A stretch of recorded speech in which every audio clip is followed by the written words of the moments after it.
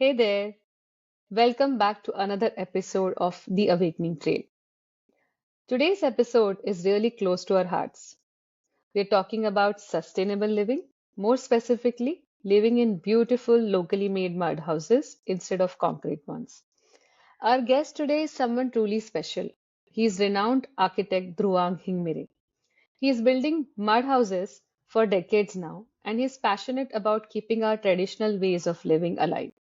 We chat about the many benefits of living in a mud house, how much it really costs to build one, how sustainable they are, and so much more. So grab a cup of tea, get comfy, and enjoy this warm and inspiring conversation. It's one that might just make you smile from the inside out.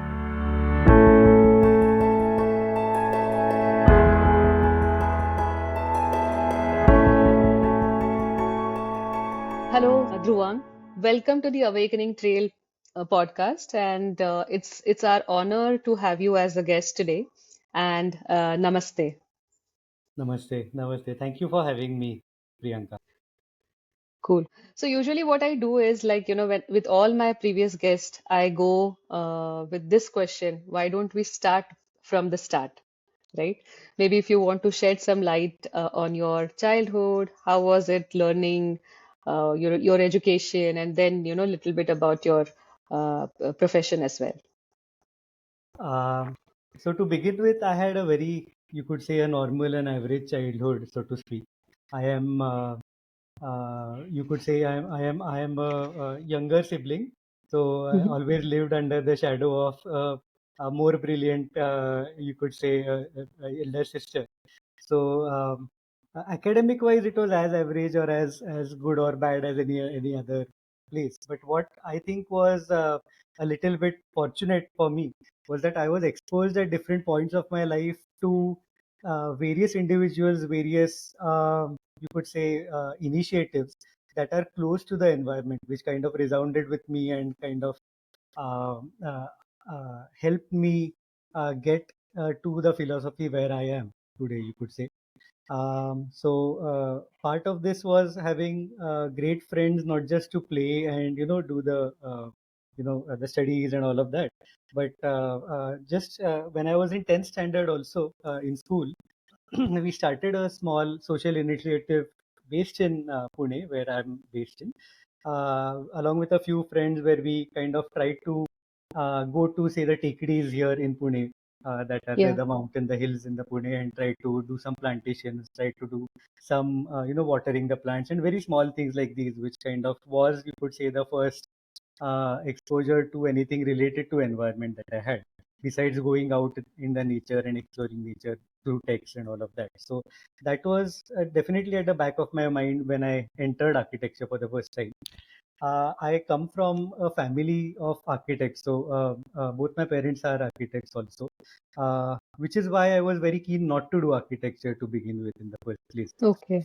because you could say that all the, you could say, architectural lingo, so to speak, that I heard in the house wasn't very exciting to me to begin with, Okay. because it Okay. was dinner table conversations that I wanted to get away from most of the time. Uh, Or maybe if you could give one example to our listeners, right? What do you mean by that? Like which type of lingos, you are referring to? Maybe one or two Again, examples. yeah, so one maybe most of architecture that I thought was really architecture was licensing, which is getting permissions from authorities and the municipal corporations and all of that. And uh, to begin with, my parents also knew that I am I take pride in living by principles, so they were also kind of trying to dissuade me from going into a field that would have me give bribes to officials, to because that was the status quo whenever they were practicing. So all these, there were terms of municipal drawings, and we used to have these. I used to play some role play games with my sister, where I used to be the client and she used to be an architect and all of those. So I vaguely remember that, and it seemed very boring, so to speak, because architecture, I think I didn't understand what it is really when I was just hearing about the problems, say, an architect has, or something like that. But I think going on, because I did get a lot of exposure, you could say subconsciously as well. Heard a lot of terms regarding to architecture and the way spaces are made. Visited some sites even though it was not for looking at the architecture, so to speak. But I had the opportunity to attend a talk by Charles Correa in Ayuka in Pune when I was just after my 10th standard exam, and that was where it struck me that architecture is much more than what I perceived it to be till then. Mm-hmm. Korea did speak a lot about what Indianness in architecture is, which really, really resounded in me because by the time being in urban Pune for all of my life, so I've been born and brought up in Pune, and I had no, root or connection to the village, apart from maybe going to Sangli and Kolhapur maybe once a year at the most for some festivals and all of that. But uh, once when I kind of looked at what Korea is doing and what Korea is saying about, it kind of opened a different horizon for me because it was about uh, exploring what your roots or how your roots really bring you back to the villages essentially, because all of us, so to speak, are maybe first or second or third generational urban people at the most, but all of Yeah. our roots lie in the villages, and at some point or the other, especially in India, all of us do connect very strongly to the villages. And Korea drew a lot of inspiration from villages in his architecture. So that was extremely inspiring, and that led me to go to architecture to begin. That was a journey up to by the time I joined architecture. Right, right. So how did you move, into building mud houses or eco-friendly houses? What was that turning point, I understand that, Korea made a very big instrumental turning point in your life to consider architecture more than just, as you rightly said, approvals from the Boxes maybe. municipals. Yeah, Yeah, yeah. correct, correct. And boxes, yes. So what was it that, what was the inspiration to start building the eco-friendly houses or mud houses that you do?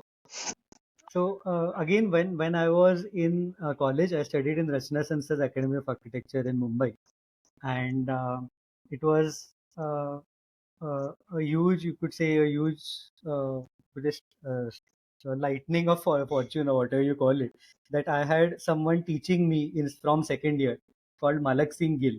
He is an architect, a very senior architect based in Bombay. He's been practicing for the past 20 plus years now. And he has been a student of architect Laurie Baker from Kerala, Yeah. and he has practiced with him, learned from him, and come back to Mumbai to do his own practice as well as teach in college. So I happened to be, you could say, at the right place at the right time because he was just starting his career in teaching when I was in second year, and uh, we kind of enrolled for an elective called ecology and architecture, which he used to take when I was in second year, and he made us question a lot of things about what we feel really is eco-friendly, what we feel really is architecture to begin with. And nowadays, right from maybe 15 years ago when this happened, this eco-friendly or sustainable started to be you could say, a fashion statement, so to speak. It was much beyond than, so it was being used, a lot of greenwashing was being done in architecture itself. You could say, Hmm. a lot of rating systems that you might know of, or, you know, um, a lot of green buildings, quote unquote, that they are called of, they are considered to be really sustainable at that point. Uh, so what Malak sir really questioned or asked us to question was what is really eco-friendly architecture, and if a kind of architecture is not eco-friendly, then is it eco-hostile? And if it is eco-hostile, then should it be architecture in the first place? That was a very key takeaway from his teachings. Uh, and that kind of resounded a lot with what I thought or my worldview was at that point. Initially, it took a lot of unlearning, or when new concepts were introduced, say ecology, for example, or energy and embodied energy, for example, it kind of brought the entire world or world around an urban me. crashing down. Because, say, for example, when you say eco-friendly, solar is the first thing that comes to your mind nowadays, Yeah. even then. And for someone to, come and say that solar may not be as green or as eco-friendly as it is perceived to be, then that is kind of, going back to the basics, uh, uh, and us uh, not understanding what really is green. If this is not green, then what is green? So that is where we started off with Malak sir in second year, and he went on to teach us right up to fifth year. He was a thesis guide as well, and what he did, I think, which made a huge difference, is that he always practiced before he taught, and he practiced what he taught essentially. Um, so right from the earlier denial phase, where I remember us just talking him after college and seeing, acha, ये तो car से आ रहे हैं. So there is that aspect of him at least that is not sustainable or something like that. Right. Because that's what you do. You're in denial, Yeah. and that's what you do. That you're addicted to a certain lifestyle, and someone tells you and comes and tells you that the very fact that the way you're living is not green, then you, instead of questioning yourself first, you question the person in Yeah. front. There's human Yeah. tendency, psychology, you could say. So right from there to actually making small changes in our lifestyle, make very simple changes, like started to use khadi instead of the clothes that we wear or denim and all of that as a starting, or the kind of food we eat. Not going to McDonald's after second year was a very a choice that affected me a lot initially, or all of these Yeah. because Yeah. I'm a foodie, you could say, but still having these, or not traveling by air anywhere, which I still am, practicing.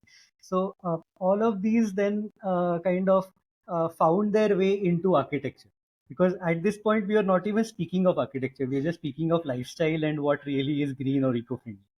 So that kind of percolated into gradually, very gradually, into the way we designed, into the way we perceived architecture and the way we perceived houses around us.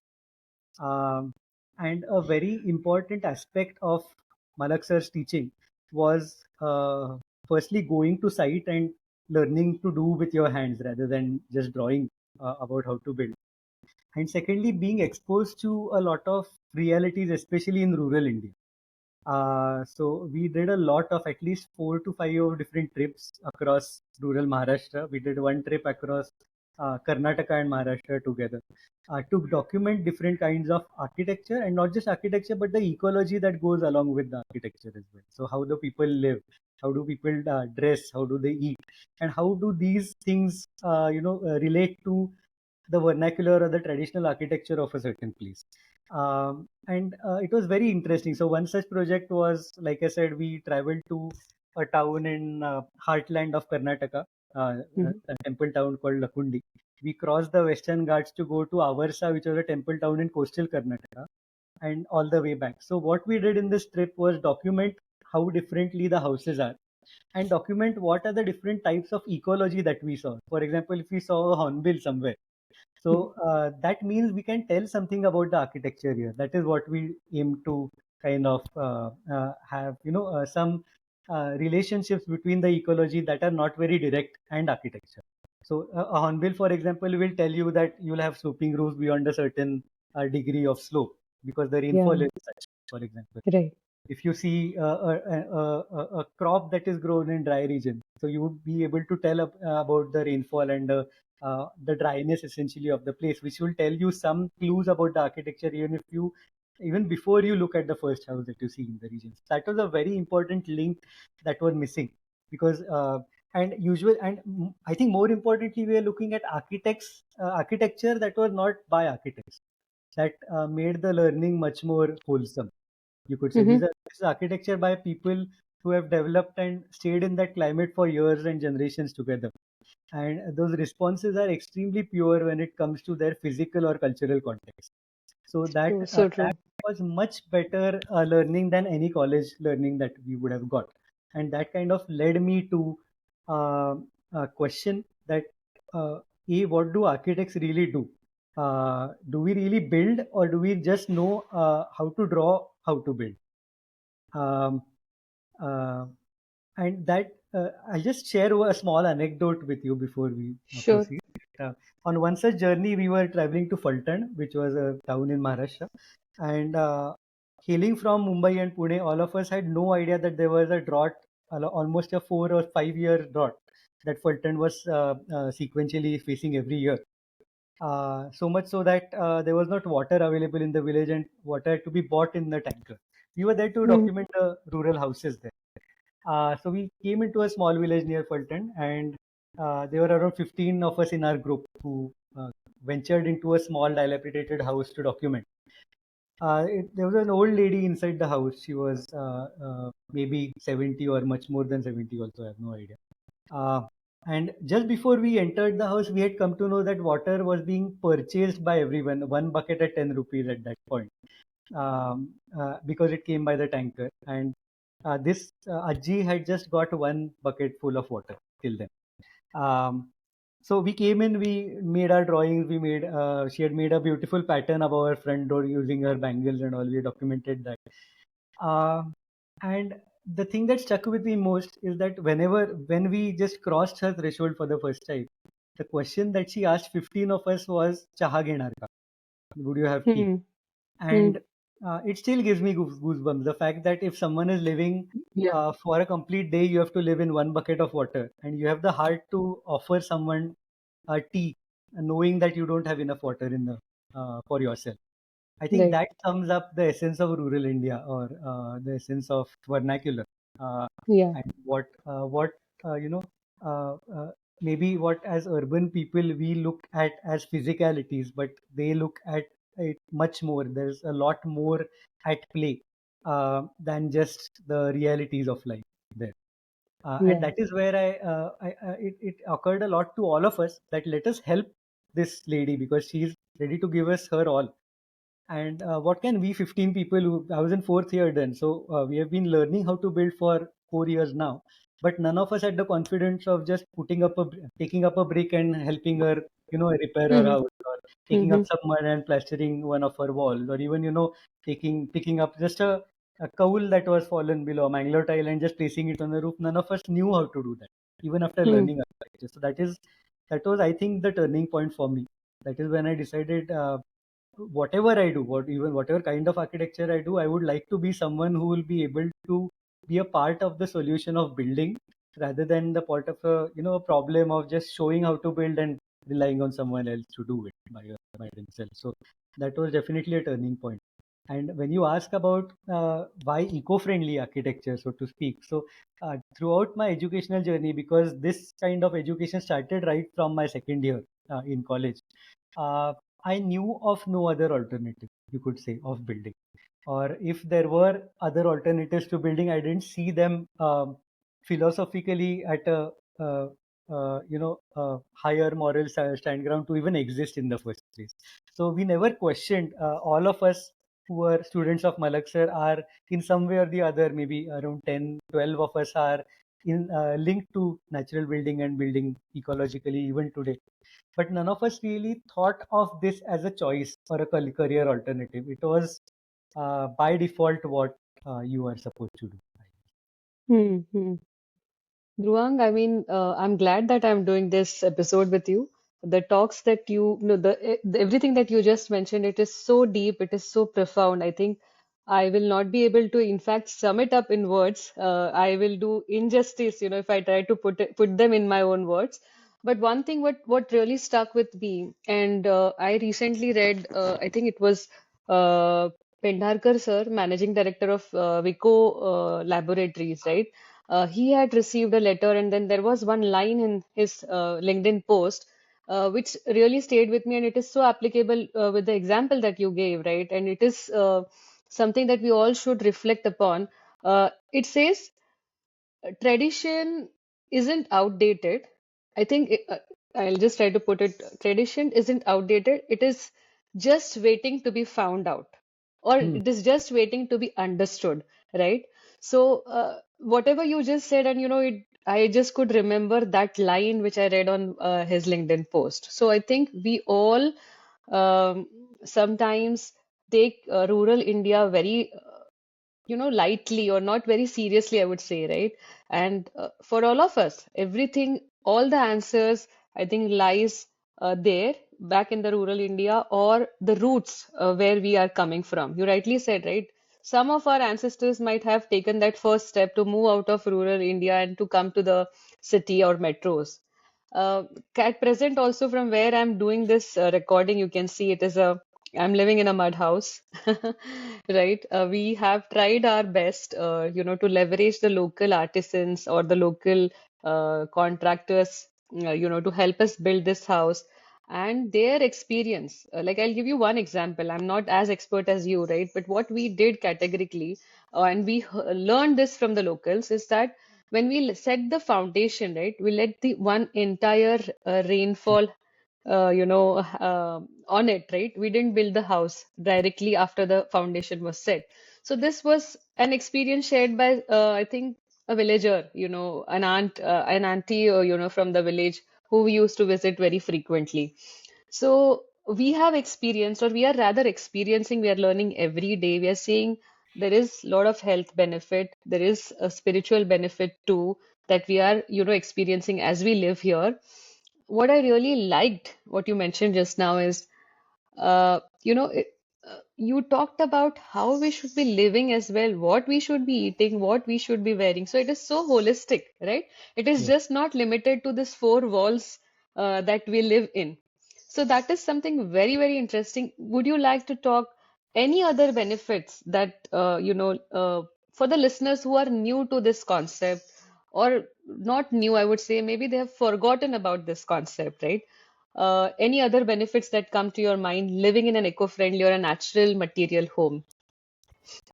Um, First and foremost, I think it is like you, I think, rightly said, the feeling of being close to the earth, Yeah. so to speak. So it's very interestingly, a lot of mud construction is also called earth construction. You might have heard. So it's called earth architecture, earth construction, and that is literally what we are building with. We are building with what we are on, essentially the planet. So we are not drilling anything into the planet to get what we are building, but we are saying very, humbly saying that, oh, this is what is close to us. This is what is local. This is what is the most economical, also the most ecologically right thing to do, and which is why I'm using it. So, firstly, like I said, uh, what is really eco-friendly or a natural house? So there are three aspects that we follow when we are building. One is building naturally with materials that are as less processed as possible. Then Hmm. building locally as possible. So the material should be as local as possible. It shouldn't be transported. For example, say Italian marble is also a natural material, but using Hmm. it in Pune or in Maharashtra is not the best thing to do for the environment. So it should be Correct. local also. Hmm. And the third thing is the energies that go into it should be a minimal, uh, and a lot of local energies should go into it. When I speak of local energies, I'm not just speaking of local labor, but I'm also speaking of the way of processing that has been localized in a way. For example, if I'm taking stone from a place, a stone that is hand carved by a local mason here versus a stone that comes from, say, a mine and is gone through a machine. So there's a lot Hmm. happening with the same material, a lot happening economically, because the economy then stays inside the village when you are hiring a local person from the village, and it comes back to you in some form or the other. What Vinobaji or Gandhiji kind of told all of us about the local economy and how Yeah. it is. Um, Versus something that would go a one-way flow of cash and one-way flow of resources, where you pay someone who is in the mine, who pays someone who has a factory, who pays someone who.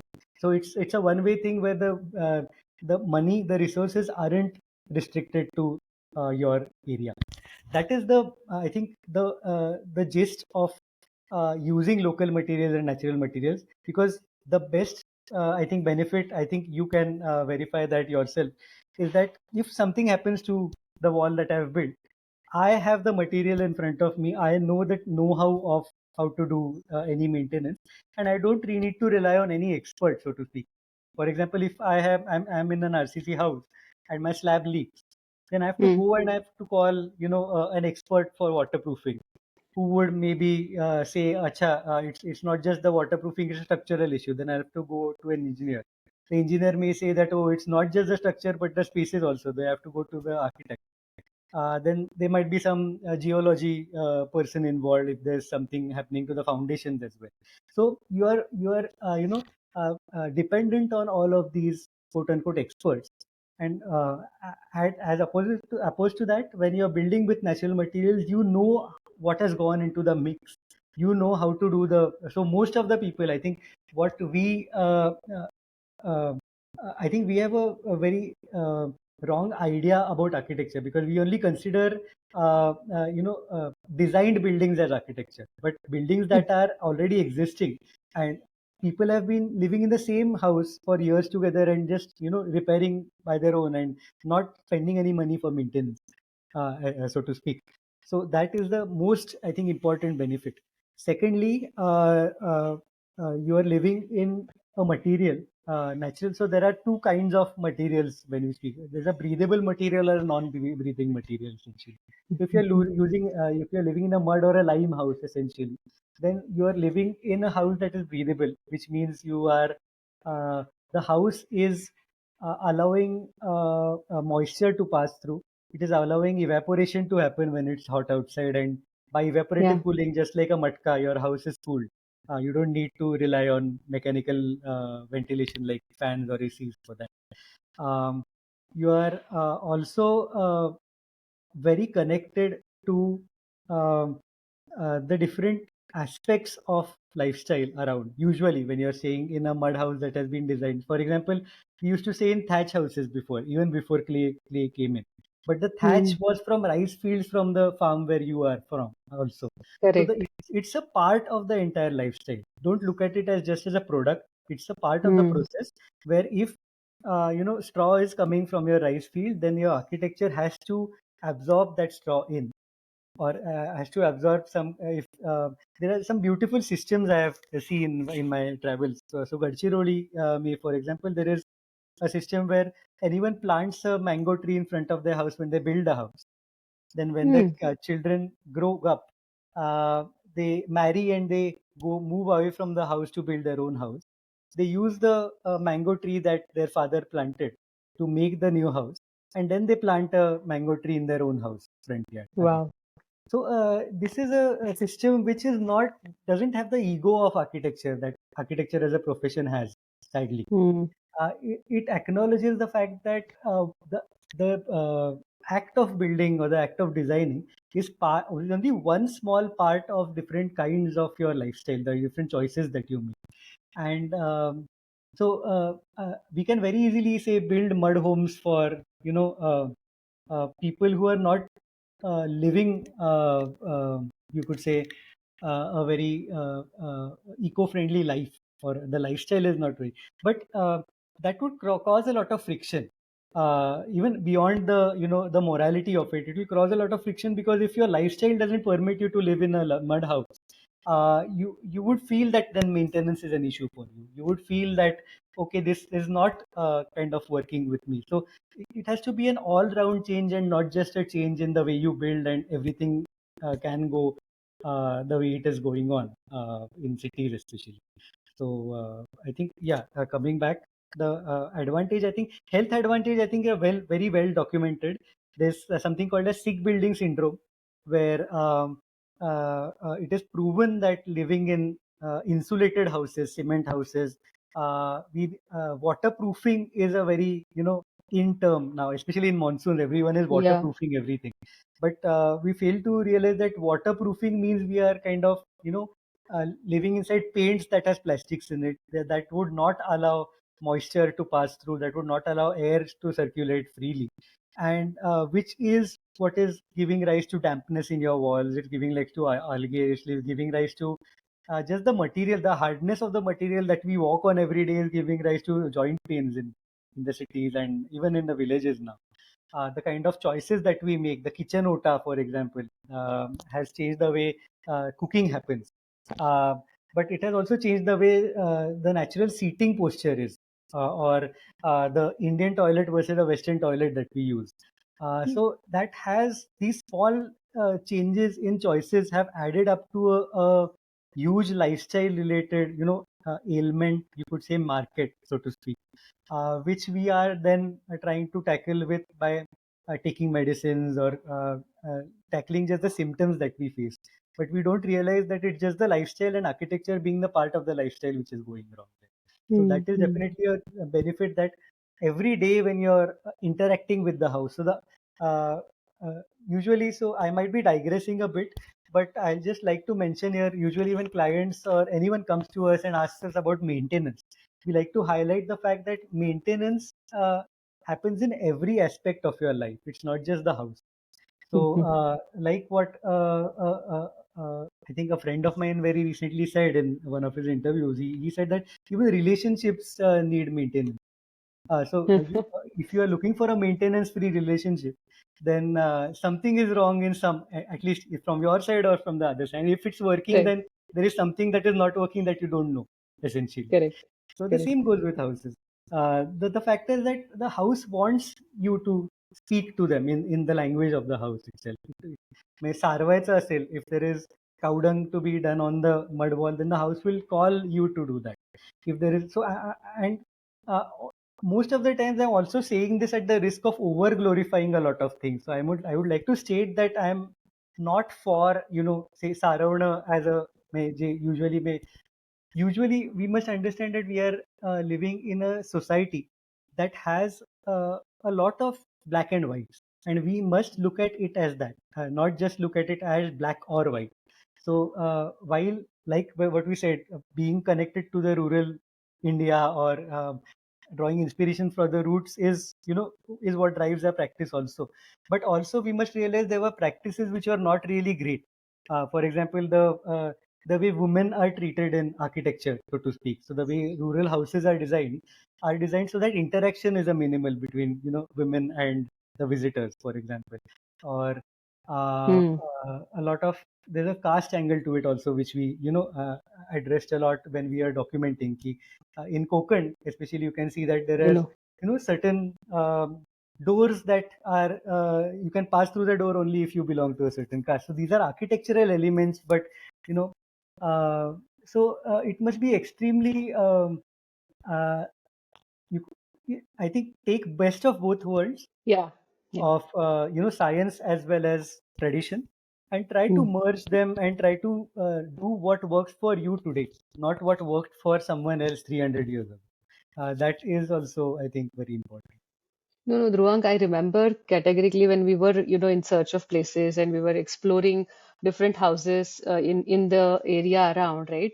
I remember meeting one uncle and he told me categorically, like, if at all you're building a house, you should have a padvi, a porch outside, and you should not let everyone, pass Hmm. that padvi. Like what you Hmm. said, just I could remember that, right? But that I agree with you. I think not only for houses, not only for architecture, across our life, I think we should take what is best from every, tradition or past, present, or future. We should always adapt what is best and then move on rather than adapting it, blindly. Right? Had Yes. I been not open and have I listened to him the way he said, could have made a very big blunder, right? He said that you Yes. should not let anyone enter, like, and then he was hinting at the Hmm. caste. He was hinting at, you know what I mean? Yeah. So glad that you brought this up, and that, we all should focus on the positive element of it. Uh, I think one more thing what I liked what you said right now is I interviewed Guru Bhange. He's a farmer from Solapur. And then he told one thing, right? He said it's the way we do fixed deposits in banks, right? We should plant trees, like what you said, right? From the Hmm. Adivasi, right? Which area you said? Gadchiroli. Gadchiroli. Gadchiroli, right? Gadchiroli. So he said, he planted trees on the border of his farm, right? And he said, this is my fixed deposit for my son Hmm. when he grows up. One tree is going to cost so and so, and by the time he's like 18 years old, he's going to earn this much, right? So he said, two things you're achieving. One, you're taking care of the nature, and second, you're taking care of your future of your kids as well. So it is so wise, right? If we Hmm. look at it in that way, definitely it is some learnings are really wise to implement in our Hmm. lives. Mm. We spoke about materials, right? I read somewhere that cement is made from lime. I don't know whether I'm right in my understanding. So, how lime is considered good and cement is not? I know that cement is not breathable, but is there, I mean, can you break it down further and help us understand why the differentiation? Yeah.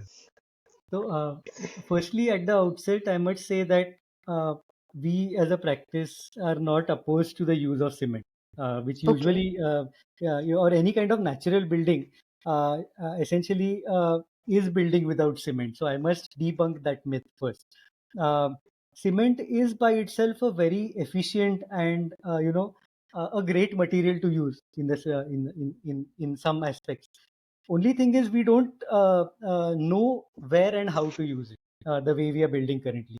For example, we know, see, for example, say gold is a nice material, but no one would make, say, a toilet seat with gold, so to speak. It's not worth it. So we don't understand. So definitely you need a lot of cement in development, in kind of infrastructure development that we see around. Uh, but do you really need that cement when you're building your own home, say ground floor or a ground plus two floor building? Do you need that much of cement as we are using currently? Uh, then going back to why not? Why is it such a material Mm, to avoid essentially, if possible, wherever possible, wherever it's not doesn't make sense to use. Uh, Cement is made from lime, as you rightly said, but it is also it is made. Lime is one of the raw materials. There are a lot of stone, crushed that goes into it, and it is heated. To put it very simply, it is heated in a furnace at extremely high temperatures. That makes it a very linear process. So it is true that while cement is obtained with lime, it is also true that you cannot get the lime back from the cement mm, because it is heated it's processed in a very high temperature furnace. So essentially, what we are doing, we are going from a cyclic a material like lime. So I'll just brief you about how lime works yeah, to begin with. The lime, whenever you get from a place where it's found, like Rajasthan has a lot of lime kilns. That Maharashtra used to have or still has, but we don't have any traditional know-how of making bhattis, and then there are no dealers in Maharashtra, sadly now. But you'll get a lot of in Karnataka, Andhra, in Telangana as well, in Rajasthan, in Gujarat, a lot of small kilns in Tamil Nadu. So what they do is they take this limestone, they put it in a small furnace, not a huge furnace, but a small kiln, essentially a bhatti. Uh, uh, it then changes form. I'll not get into the technical details. It yeah, changes yeah. forms to make quick lime, kadीचा चुना ज्याला आपण म्हणतो. That Oh. is then put in water to get putti, and that putty is used in your wall for your mortar or for your plasters or for your floor or whatever you're using it for. And over time, it again absorbs the carbon dioxide from the air, and it becomes comes back to limestone. So it's a cyclic process, because Mm, that mm, limestone is again limestone after a few years. So after, you might have seen, if old lime vadas or old lime palaces are to be destroyed anywhere, or they are falling, then it always takes a JCB, or it always takes mechanical means to break it, because now it is not lime anymore, it's limestone. It is as strong as limestone there, because of the changes that have occurred. So this cycle we are breaking when we make lime into cement. That cement mm. will always be debris. It will never be lime again. So, Right. and I was looking at this for one of my talks in a college that I had getting, and very interestingly, I came up with two different graphs. One was when cement was introduced first. So it was around in the early 1900s when cement was introduced in India for the first time. And interestingly, the life of a cement building or a cement structure is 60 to 80 years at the most. The cement use, if you see the graph, has expanded exponentially. So in early Mm, 1900, it was very less. Then it has exponential growth. So now we are at a place where it is 17, 18, or much more than that times of what it was in, say, 10 years ago only.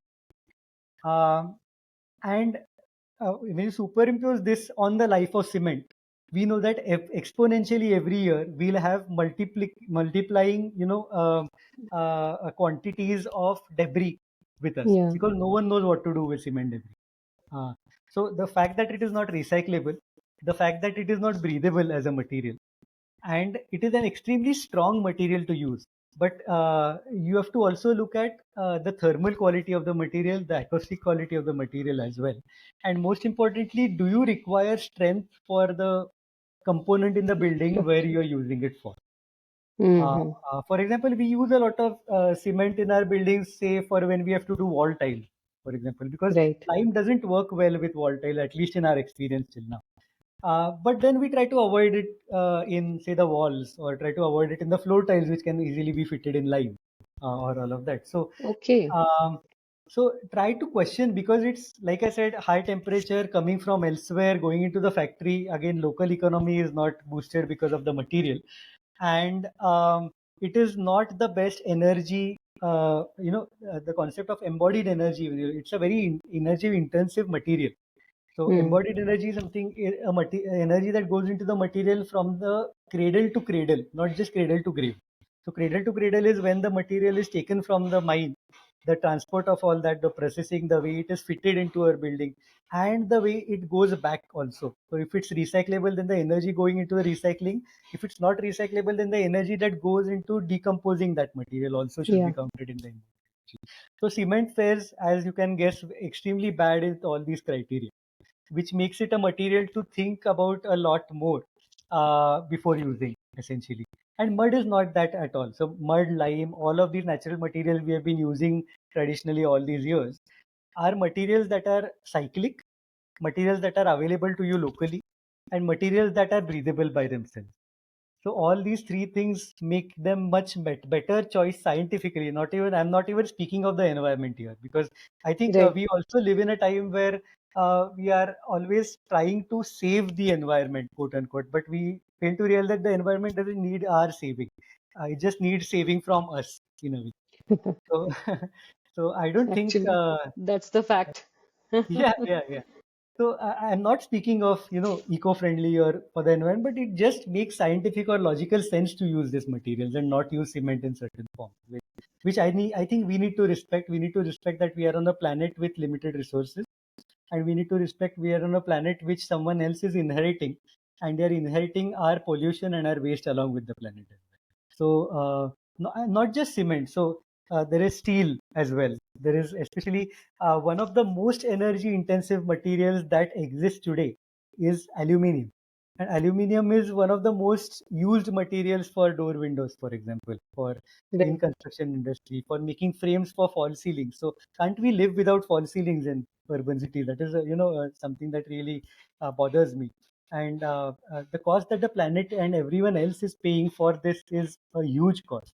Um, Even Laurie Baker said, and I'll quote him, that even using a big brick is not the best thing to do. So he always said that always ask every brick if it needs to be in your structure also. So every single thing that you're using is coming. The act of building, the act of living, is encroaching on the environment by definition.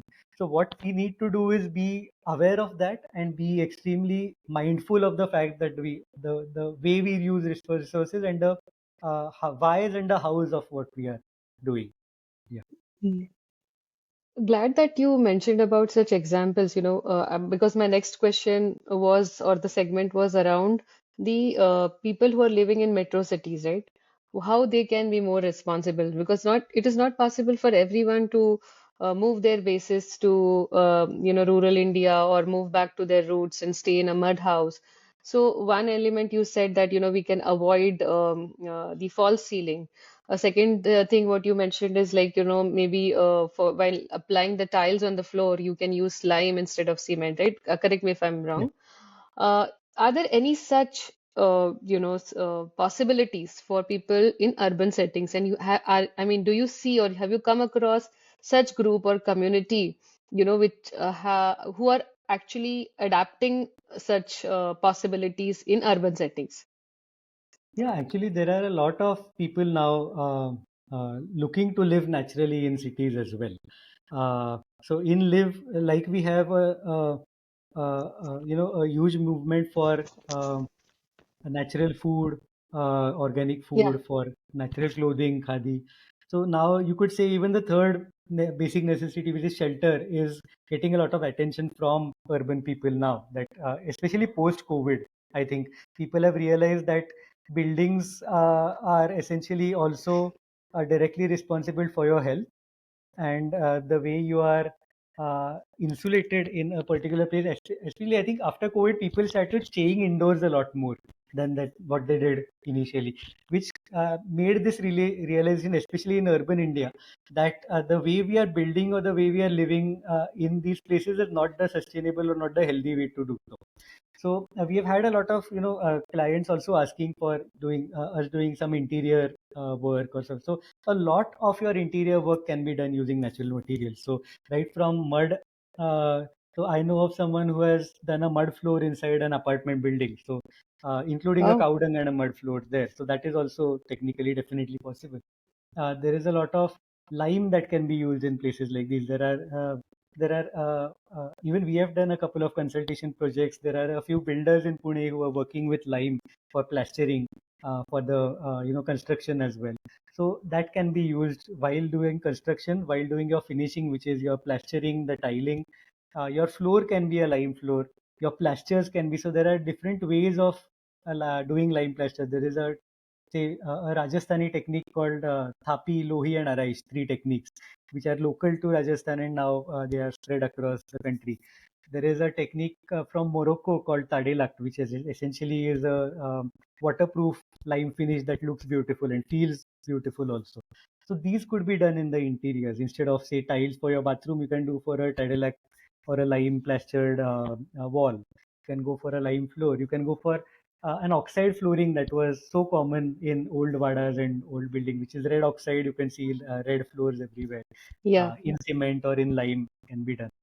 Uh, I think even going beyond this, even if you're using cement, if you're using the conventional brick and cement, you can do different techniques that help you reduce your quantity of the material that goes in. For example, the way you lay the brick, there are techniques of Hmm. laying bricks bond called rat trap bond that bakers used to use a lot, where you there's an air gap within the wall itself, so that it also gives you insulation, but you use lesser material, better for your pocket and better for the environment as well.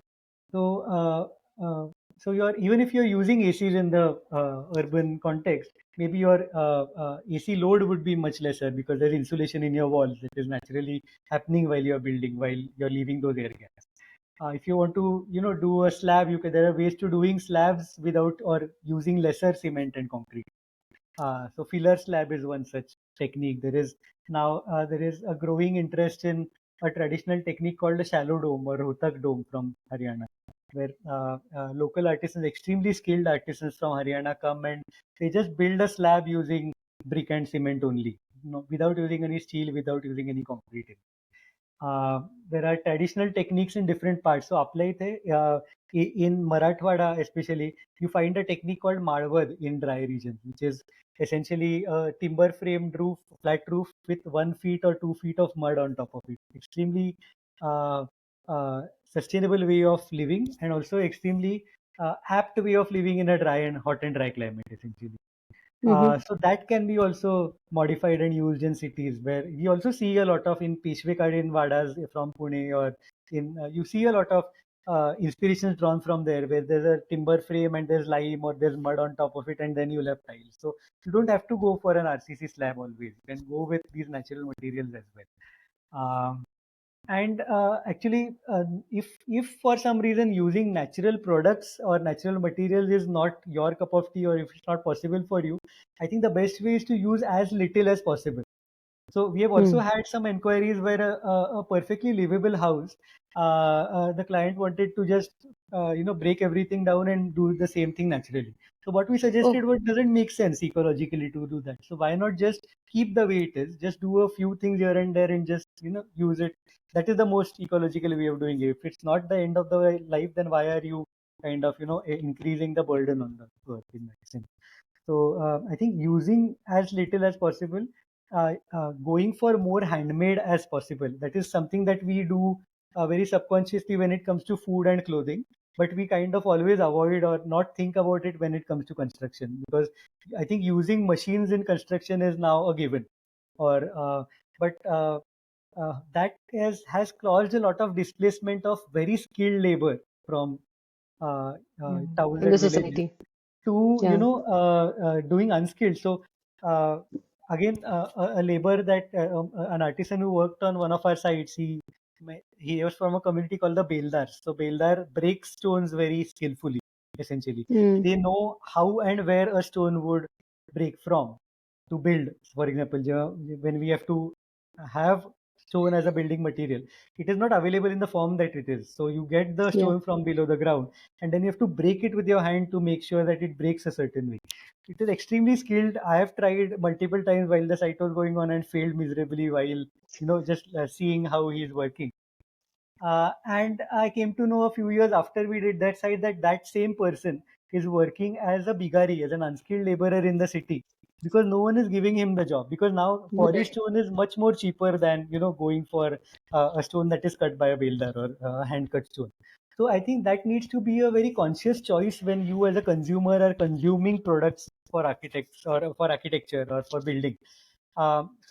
If we now, I think that that awareness is there that say handloom will cost more than power loom, for example.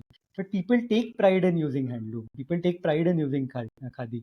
Same pride needs to come in building materials as well. So use handmade. Try to go with local produces, local techniques.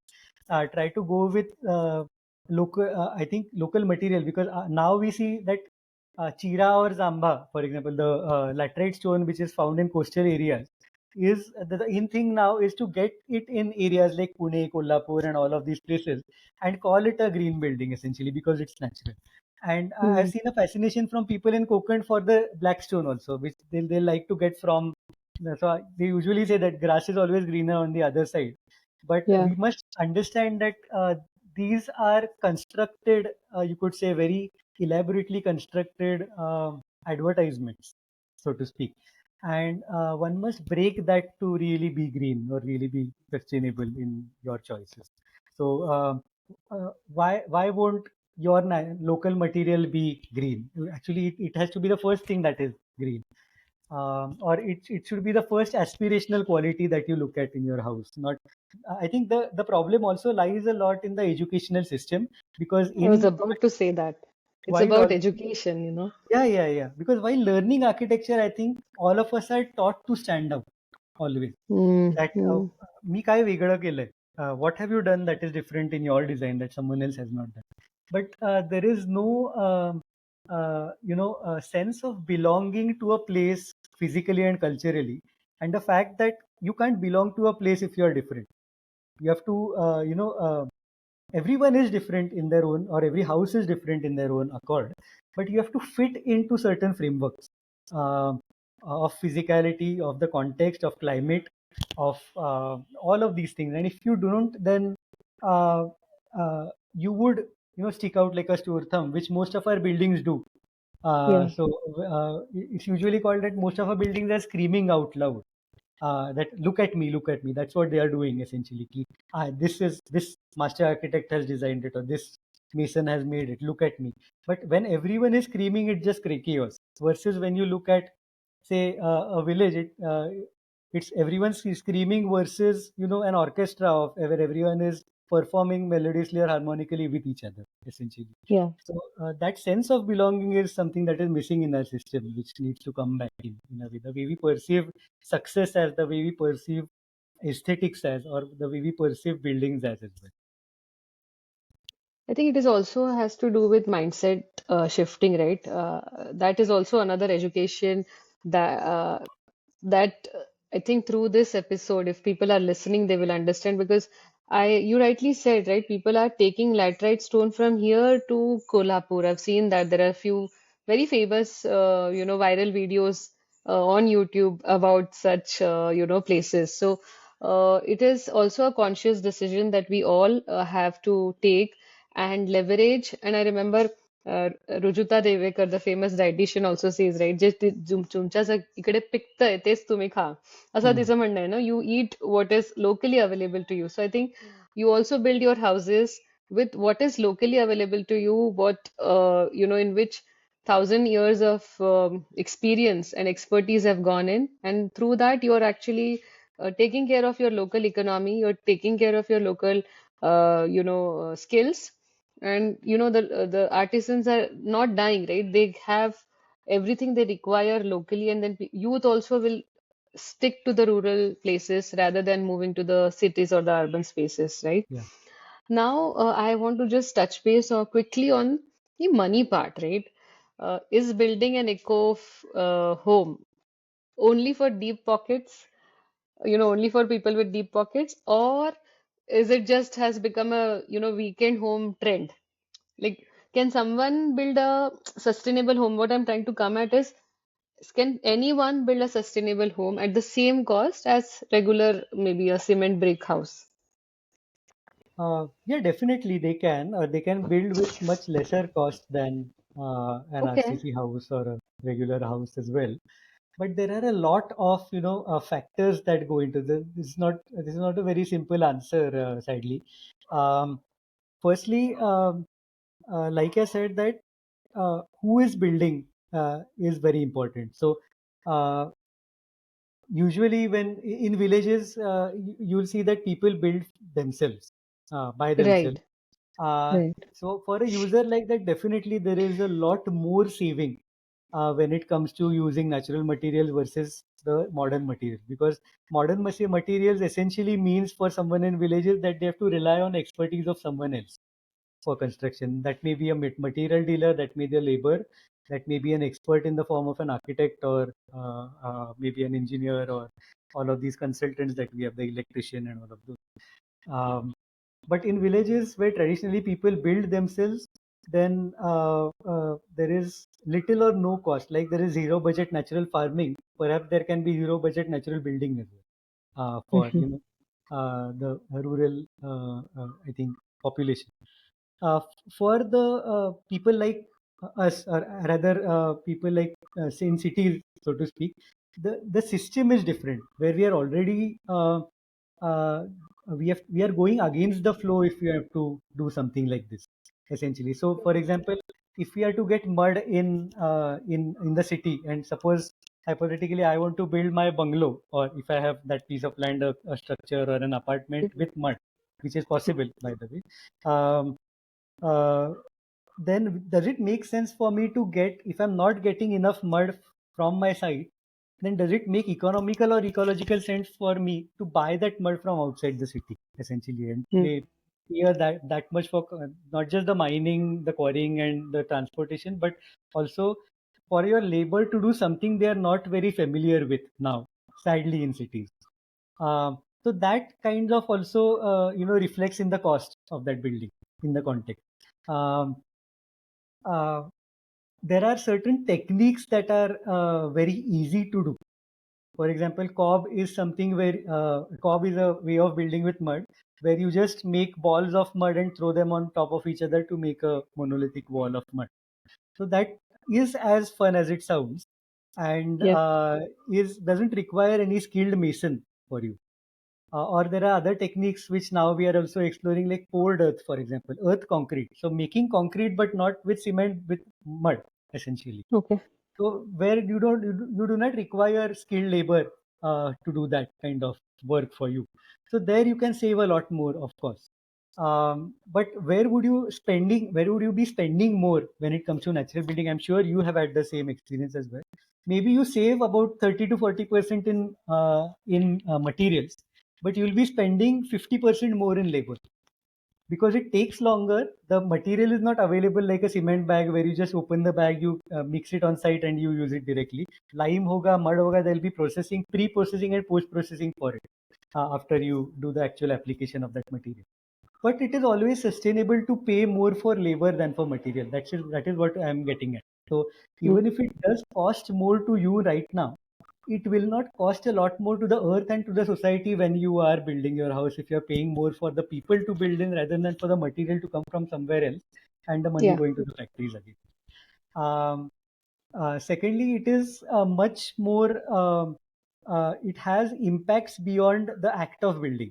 So, for example, your operational costs would be much, much lesser even if your construction cost is a little bit higher than your conventional building. So, for example, you won't be able to require. I can see that even in your home in the background, I can't see any fan as of now for this particular Oh, place, yeah, or there is no AC that I can see here. But I right. am in the city here, and I have a fan. I have an AC in this room, and it needs to be here because of the way the thing is built. So these savings, no one is taking into account when you are speaking of Hmm. construction. Operational costs, the cost to the environment, hidden costs. For example, very interesting statistic that a bag of cement right now costs around 350 to 400, anywhere in between. But a bag of lime to reach my site in currently in Maharashtra costs me around 560 to 600 rupees. While lime is Hmm. a raw material to make cement in itself, so it doesn't make logical sense. But there's a lot of subsidies happening. There are a lot of lobbying happening from cement. You could say mafias, or so to speak. There's a lot of subsidies given from the government's side to make cement. The material that is as popular a material that it is today. But if the economy were to follow the ecology of things, the logic of things really, then the bag of lime has to be a lot more cheaper than cement. Cheaper. Yeah. So until we reach that point, perhaps maybe, like you said, the cost has to be borne by someone else. And here, Hmm. sadly, it is the consumer who is bearing the cost. But at least I would say the plus point of this is the cost is not borne by someone else that you can't see. So, for example, when you're using burnt brick, which is the most common material in India to use, cost is borne by someone living on literally like कोळशाची खाणीवर राहतात लोक जिकडे where there are documentaries, there are a lot of reports published, I'm sure you can find online, where people cannot walk barefoot on the earth because Hmm. we are demanding that much coal to be mined for our construction industry and all other industries as well. So this cost is, when building naturally, this cost is not borne by someone else. This is a cost that you pay, and Right. this is a cost that you bear, and you know. For example, again a small example, that when you're building with timber, for example, versus steel, many people have this concept, this idea of using timber is essentially felling trees, so it can't be sustainable, right? But no Yeah. one really questions how, where does the steel come from? If the steel is coming from a mine, what happened to the forest that was in the place of the mine before? And then what can I easily lose? Can I easily lose a tree, or can I easily lose a forest, essentially, to make the roof for my house? So these questions need to be asked. These and so I think to cut it short, maybe costing wise, if you are if you're building with what you have in next to you, then you can save 20 to 30% of your cost. If you are building yourself, you can save 20% more of cost if you're not hiring people to build for you. But if you are in a city, if you don't have access to natural materials near you, if you don't have access to the skills or know-how of building yourself, or having someone, then it will be maybe around 10 to 15% more expensive than the traditional, no, conventional, not traditional, conventional way of building it. I think, Dhruang, what I can, relate, or what I would like to tell our listeners at the moment, basis on my limited experience, is that right. And I recently concluded a recording with Dr. Triveni Goswami Mathur, and she's rightly said, right, her parents told her to ask questions. And sadly, I never got that opportunity as a kid, right? I never questioned. I took things as they came, right? My parents had a dream of having their first house in Bombay. Like maybe Mm. it can be as small as Matchbox. Yeah. But that was my dream all my life, right? Life took very positive turns, and which is why you see me right now in the mud house. I got exposed to people like you and others who educated me in a way that the positive aspects came in. But I feel that all of us as a kid or as young individuals, we should question the status quo, right? Only then we'll learn whether it is a right step to buy a house, what in a building or in an apartment, or when you are building rightly you educated your one of your customer, right, one of your client, that don't demolish the entire structure. It is not viable. You could have easily taken that as a project, right, but you did not find it as ethical. So that talks about your honesty, your humility, or your ability to say no to money, right? So this was also a second learning which Dr. Triveni learned as a kid, right? Her father, her mother told them that you should have the ability to say no to the right things, right? So I think it is coming to a circle, right? I'm glad that I did that episode and I'm doing this today with you. Why don't we now turn towards the last segment, right? I now would like to understand about your practice. I mean, what is the name of your firm? We will definitely put the links in the description box. But and any a small or a big project that you have taken, which is so close to your heart, right? Would you like to share some examples with us? Yeah, sure. So actually, uh, we are practicing. So I'm practicing currently with two other partners. One is Priyanka Gunjikar, who also happens to be my wife, and Munaf Shikalkar, a very dear friend and colleague from the same college. All three of us have worked with Malak sir, and that is where we got our inspiration from, and came back to Pune and started our practice. We very consciously decided not to name the practice anything, and that is, I think, also because we had seen many examples where the name kind of supersedes the cause, so to speak, which we would not like to happen with our practice. So we just take projects as a group, as architects together, and just for the because we wanted to have a website and we didn't know what domain name to take. We just I randomly searched and I found this domain name called Building in Mud is available. So we tried after different searches, so this was available. So that is what we are loosely calling it. It's not a name of the firm or officially, but that is how we maybe that is the website how we developed it. So, and that also gives you a gist about what we do, and that was what it's our cause, not the name, so to speak. Um, so I think every project that you do, coming to your second question, is very close to us because we do very little, very less projects per year. So Hmm. we take up only up to 5 or 6 projects every year that we do in full capacity, because beyond that we can't give enough individual attention to the projects by itself. So Right. we have had, for the past couple of years, we have had thankfully more inquiries than the projects that we are willing to or ready to take.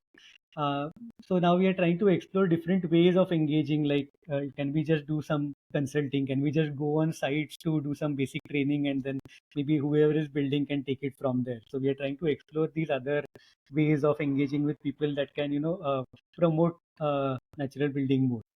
Um, so every project is very special. Every project, I think, we don't discriminate when it comes to the technique. Or earlier, I think when the practice was new, we were very excited to get our first pure mud project, for example. That was Hmm. when we are doing a lot of exposed brickwork with some cement, some lime up to then. And we got a project where someone said, oh, let's not use any cement in this building, and let's see if we can build without cement as well. So that was a project we did in Bhor near Pune, which was extremely close to our hearts because that was our first project that we did uh, uh, with natural materials, so to speak, completely. And eventually, then I think now we have. I think we are looking beyond materials and techniques now. There is a project we did and we are continuing. It's a long-term association. We are working with this school called Kalkeri Sangeet Vidyalaya. It's in Hmm. Dharwad, near on Dharwad and Goa highway. It's in a forest near the highway, and it's a classical music school run by a French couple who uh, uh, came to India to study classical music. Came to know that there is not enough or good quality education in classical music available, so started their own rural school there. Also teach children free of cost from the locality only. They have a 5 kilometer radius from the school, so villages from those that radius only send their kids to Hmm. the school. And they speak amazing Kannada. They know much more about music and Indianness than even I do. Um, and they are amazing human beings. So that is we are really excited to be there. I think maybe pre-COVID in 2019 is when we first, I think, they contacted us and we went. And they have built this very beautiful campus themselves by hiring people from the village.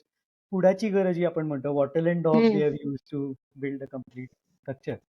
But there were some concerns about, it's a huge campus, so then they were spending a lot on maintenance again and again. So we just helped them do some old. There was an old building near the school, so the adobe, it was made with sun-dried bricks. So the adobe came out the way it is, very intact and as strong as they were. So we built one structure using the old adobes, and then we trained a few foreign nationals, again retired engineers from France, came to build this structure having no construction background. They Wow. just volunteered and they built the entire structure, I think much better, because so I and Priyanka, my wife, we have also built our own house on our farm, but they have done a much better job than us, not having any construction background as well. Because I think there is a culture of working with hands, and there's a Hmm. culture of working with dignity. So no work is below your dignity, so to speak. So right from making the bricks yourself to pugging the mud when you are doing like stamping on the mud, to building actually, to even I learned a lot from them in terms of how do you organize your site, how do you keep. So very simply, they used to come and they used to ask us, so what work are we doing today? So we used to tell them, okay, let us just take these pieces of wood to the site. So the way they handled that job also was a huge learning experience to me. And the entire, it was also a demonstration of the fact that you need no skilled mason or skilled labor to build a mud house. You don't need any Hmm. knowledge, because that is one, we are facing a lot of issues in terms of we don't have labor who has worked with natural buildings anymore, not work with natural materials anymore. So people usually ask us that what if we don't get labor to build? But it's very important to note that you can build yourself without having any experience. Or someone who builds with cement can very easily build with mud if he's trained in the right way. So I learned that a lot there. And every time I go there, it's kind of a homecoming where I feel part of the place, which is why it's not just the architecture. The In the evenings when they have diyas, where there are different classrooms that three of them that we helped build and a lot others that the locals have built. But it's in the forest, and the entire forest, you feel that the forest is singing when you're in the place there. Wow. Eka side ne you'll see harmonium coming, someone is singing on one side, and it is surreal to go there. So that itself is a very, I think, a project close to our hearts. Now, I think the success of the project, so to speak, is also the fact that they don't need architects like us anymore, because after doing the first two structures, the team themselves, the local team there, is so confident that they just call us if they need Hmm. any specific help only, or they just keep on building the way they have learned from the first couple of buildings. So that is, I think, that is one such project that is, besides all of the projects Yeah. that we do, Yeah. this is something that is definitely. Dhruvang, you are, another reflection or another uh, uh, your humility speaks throughout the recording. I mean, and one thing what I really liked right now is many a times what we do is we close our hearts, right? With insecurity. Oh my God, if I teach someone something that I know, I've learned over the years, right? You tend to, keep closed doors, right? You don't want to share it with the public or share it with all, right? So you keep that knowledge to yourself. But I think this is such a great quality of yours where you are open and you said that, now they don't need me, right? So that also reflects so much confidence or so much, I would say content you are within, right? That quality also comes out through this conversation, Dhruvang. So thank you so much. I mean, there is so much to learn from you, So apart from just talk. I'll just like to mention here, it's not something I'm teaching. It's also something that I have learned myself. And I don't think it is humility or, it's a virtue to pass it on, but it's a responsibility to pass it on. Because Hmm.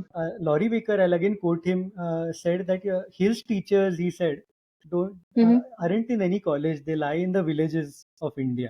And that is where I Hmm. also learned most of my natural building, because like I said, I had a teacher like Malak sir to teach me.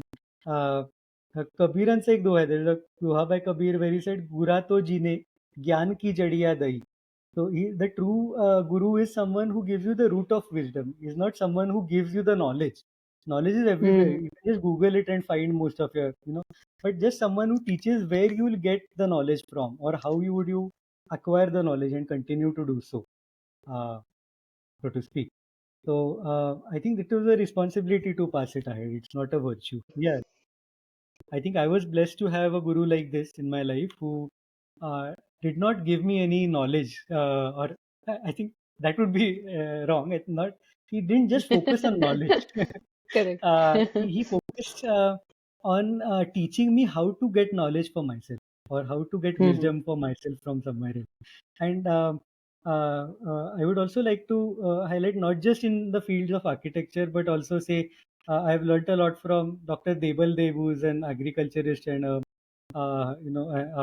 scientist based in Odisha now. And he talks about seed conservation and how it is a community resource, and it's a responsibility to pass on your seeds to others. It's a crime if you're selling your seed to someone, if you're Oh. commercializing your seed. Hmm. So Hmm. I would also say the same with respect to the natural material know-how that we have got, because all that I've learned is from people, either the masons who have learned from, or looking at old structures in villages or in old vadas in Pune, or all of these things. So it is my responsibility to pass it on, and if I'm not passing it on, or I'm commercializing it, then there is something wrong about that process. Cool, cool, cool. So now this last question, every with all the previous guests, what I have done is I've only asked them one last question, a message to young listeners. But today I want to ask two questions to you. One, of course, a piece of advice to all the young architects or the designer out there. And two, the second question is to all people out there, right? Who, what step they can take? They have learned so much throughout the video, but one simple step that they can take towards the society, I would say. Like, what one message you would like to give to the young listeners and all the people out there? Um, I think for the uh, maybe young, especially the designers, the architects of tomorrow, I think uh, it is. I think, like I said, you have a lot of data with you now, yeah, available very easily to you. Um, it is, I think, the act of learning from someone, or the act of informal learning, informal education is somehow disappearing, I could say, gradually, where everything has a course, everything has a workshop to it, everything has, a set, subject and a set takeaway from it. But the act of informally learning on site, informally learning through travel, I think uh, keep your heart and eyes open to learning from someone rather than teaching someone also at every point. Um, and I think don't stop the process of questioning and learning at the Hmm. same time from both aspects. So even from coming from a very philosophical aspect of looking at life and lifestyle, and looking at architecture very subjectively as well. So keep evolving and learning that. And secondly, for I think the listeners who would like to, or are thinking of being closer to nature, what they than what they are currently, I think the first step, I think, is already been taken. The fact that if someone is, say, listening to this podcast, Yeah. to begin with, I think the first step is already being taken. But I would also say that uh, try not to be purists about everything, because I have learned through experience that I was, when I started my practice, I was an extreme purist where I would say, नाही, बांधायचं तर मातीनेच बांधीन, नाहीतर नाही बांधणार असं. Huh, Or huh. cement नाहीच वापरणार. I'll not use any cement in my Hmm, construction. hmm. But I've grown to know that every choice has sits in the matrix of possibilities around you in a certain way, and it has to be the best way forward today and at this place. at this time. Mm, mm, It may not be always sustainability in itself. I always say is a sliding scale. There is nothing absolute about, or extremely.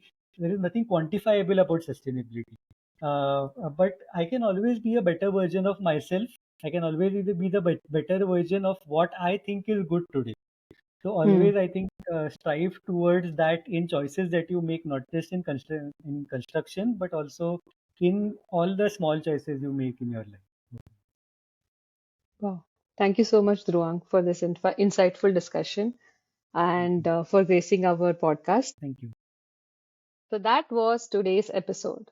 I'm sure it got you thinking about building your own mud house and living closer to nature. And let me tell you, it's totally possible and truly worth it. I've been living in a mud house myself, surrounded by nature, and the peace and calm it brings, it's something else. If you have been feeling like something's missing, maybe it's that connection with nature.